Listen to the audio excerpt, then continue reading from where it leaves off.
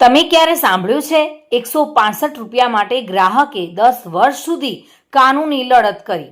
ગ્રાહકોની વ્યાખ્યામાં નાના માણસથી માંડીને મોટા મોટા ઉદ્યોગપતિઓ, રાજકારણીઓ વગેરે આવી જાય છે, પરંતુ ગ્રાહકો સાથે થતી લૂંટ અટકાવવા માટે સરકારના પ્રયત્નો પણ ટૂંકા પડતા હોય તેવું દેખાય છે.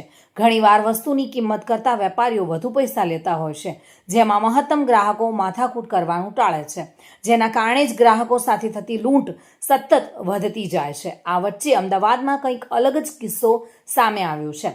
5 કિલો તુવરની દાળની MRP કરતાં વેપારી ગ્રાહક પાસેથી વધુ રકમ લેતા તે ગ્રાહકે કોર્ટમાં કેસ કર્યો હતો.